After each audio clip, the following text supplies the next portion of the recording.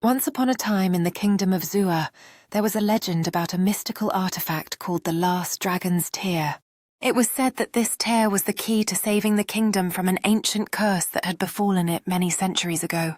The current ruler of Zua, King Alistair, was desperate to find the Last Dragon's Tear. The tear was said to have been shed by the last dragon to ever roam the lands of Zua, and it held unimaginable power. The kingdom was on the brink of collapse, and the king knew that only the tear could save them. The curse that had been placed upon the kingdom was slowly tearing it apart, causing crops to wither, rivers to run dry, and people to fall ill. King Alistair called upon his bravest and most skilled knight, Sir Gareth, to embark on a quest to find the Last Dragon's Tear. Sir Gareth was known throughout the kingdom for his courage and unwavering dedication to the king. He knew that this quest would be dangerous, but he was willing to do whatever it took to save his homeland. Armed with his sword and shield, Sir Gareth set out on his journey.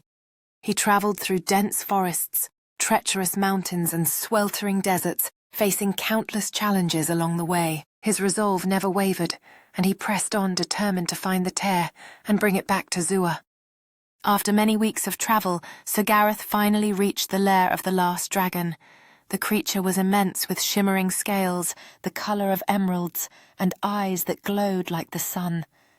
The dragon spoke to Sir Gareth in a voice that rumbled like thunder, telling him that the tear he sought was indeed in its possession. But the dragon warned Sir Gareth that obtaining the tear would come at a great personal cost. The tear held the power to save the kingdom, but it required a sacrifice of equal value. Sir Gareth hesitated, knowing that this meant he would have to give up something dear to him in order to obtain the tear. After much contemplation, Sir Gareth made his decision.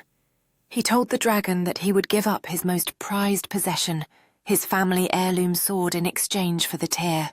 As he presented the tear to King Alistair, the curse that had plagued Zua for so long was lifted, and the land began to thrive once more.